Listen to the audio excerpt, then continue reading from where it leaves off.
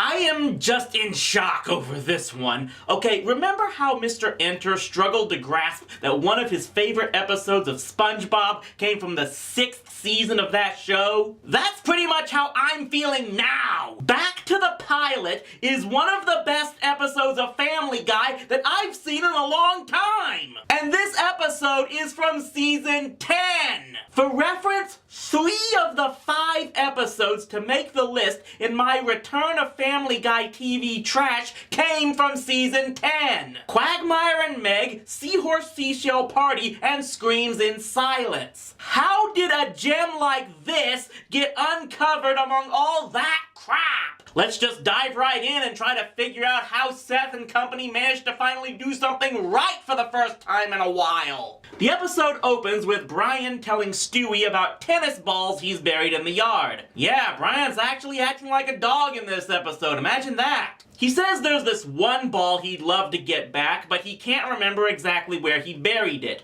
But he remembers when he did. January 31st, 1999. Yep. The day Family Guy premiered. So Stewie offers to take them back to that very day in his old time machine. Yeah, if there's one negative to this episode, it's that it makes me more upset at what happened to the time machine in Life of Brian, taking away the chance at episodes like this. So they travel back to the past, and I have to get this out of the way right now. Much like I said with Turtles Forever, I really have to admire how they mesh these two different types of animation. The more recent style they use now with the older style of the classic episodes. And the jokes referencing the older animation are kind of funny. My God, what's with Meg's voice? She sounds like someone who's about to give up a huge opportunity. That's nothing. Look at you. You look like a prize at some Mexican church carnival. It's not that the animation was terrible back then, it's just funny to make light-hearted jokes about how much they've advanced since then. That was my victory day.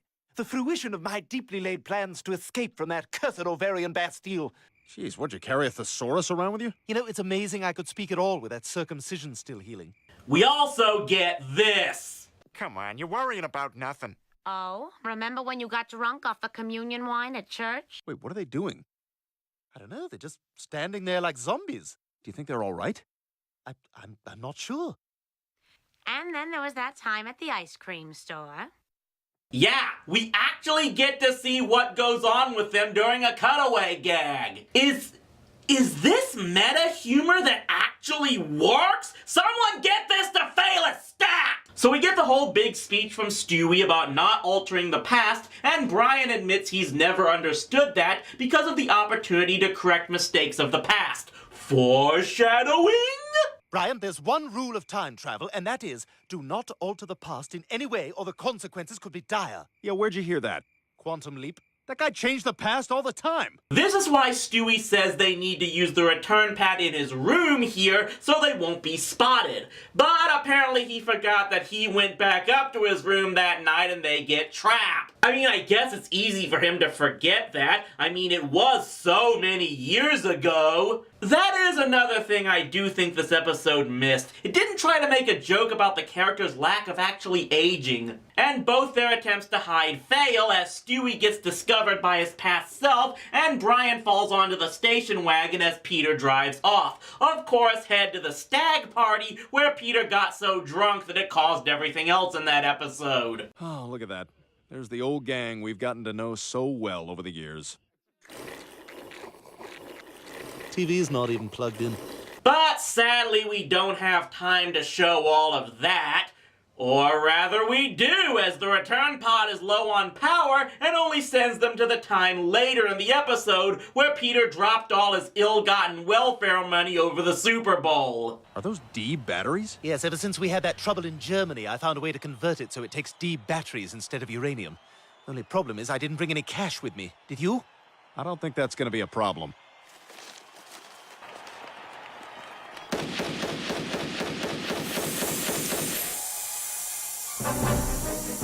Yeah, who knew that shooting a blimp down might be a dangerous thing? To save themselves, they have to travel as far ahead as they can, which is to Peter's court date. That's where they get the opportunity to make this gag. Hey. Huh? Oh, hey. You're the Kool-Aid guy. Yeah. What are you doing? Oh, no. Oh, no. Oh no! Oh, no. Oh, crap. Did I miss it? Oh, yeah. Oh, yeah. Yeah.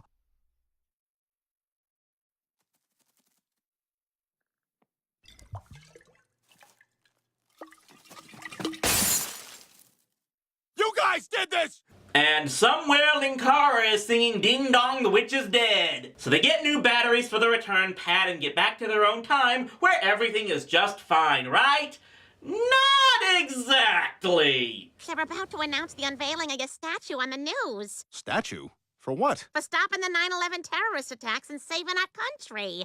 Oh, I can't even express how mad I am at you right now. Wait, will they still have really called it 9/11 if it had been prevented? I, may have told my former self about 9/11. So we see here that Brian personally stopped the takeover on one of the planes. Wait, wasn't there at least one other plane that had made it into the air at the same time? And he also had it videotaped so he could make it into Die Hard meets Air Bud. Time to terrorize the terrorists. Ugh, you prepared catchphrases for yourself? Mohammed Atta stayed home. Nobody knows that guy's name yet. You're using information that nobody knows. Houston, we have a solution. Houston's for space, not everyday air travel. Tell them to ground every plane out of the East Coast. Seacrest out. Wait a minute. If Brian's now a national hero, does this mean he was never declared worse than Hitler for his atheism? The events of Not All Dogs Go to Heaven didn't happen either? This world has been turned into utopia! I can't see how anything could be bad about this place! This major breaking news just in. 9 southern states have declared that they are seceding from the United States. Ooh. So yeah, apparently preventing 9/11 leads to Civil War II. And it's probably gonna be even less entertaining than the Marvel version. Stewie and Brian decide to travel 5 years into the future to see how things are going to turn out. Hey, Lois, I found some double-sided tape. I think I can do about 7 minutes worth of funny stuff with it. That should get us to the Meg kissing booth story. No, I just want to say how nice it is to be back here with y'all on Spooner Street. I guess things didn't work out in Virginia. Chris, I heard you got a D on your report card. Here's a cutaway.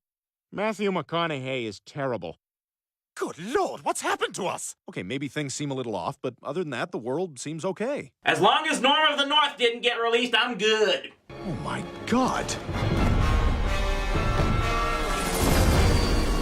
Huh, so this is the beta version of Call of Duty 7. Oh, and here Quagmire is a mutant frog who Cyber Joe blasts for staying past curfew. So that's what they finally get him on? And we thought Al Capone was tough to bust. So Civil War II became a nuclear war because I guess the new Confederacy developed their own missiles in 5 years. And thus Brian and Stewie realized they have to go back to 1999 and stop Brian from spilling the beans.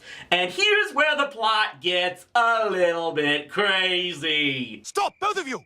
What the hell?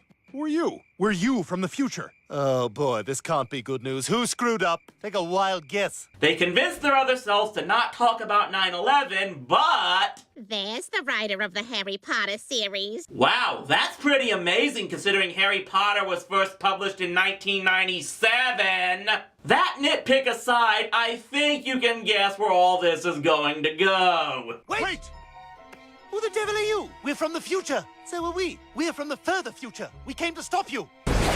Wait, stop! We're from the further future. What you guys do eventually works out. It's what you two are about to do that ruins everything. Stop! Don't do anything! Oh, for God's sake! This is either gonna turn into the subject of a Weird Al song or some really bad slash fic. But yeah, this is a chain reaction time paradox. Not quite like the one Dr. Brown theorized, but a chain reaction nonetheless. And remember, all of this happened because of a tennis ball. Finally, the original Stewie gets everyone to go back to their own time and realizes what they really need to do to fix the timeline. I've sent us back in time to the moment just before you and I originally arrived. Why? You'll see. Get the back in your time machine! Ah! You gonna flap your lips? Or are you gonna do what I said? Okay, okay. My God! You just talked to yourself. Won't that alter the past? Don't worry, Brian. If I was successful in restoring the past just now, you and I will never have existed. Oh, God, my leg is killing me. Well, time travel is risky. Every time you step into that machine, you invite the possibility of altering the world as we know it. Wasn't it your idea originally to go back in time? And the episode ends with Peter bringing back all of his old buddies for a reunion party.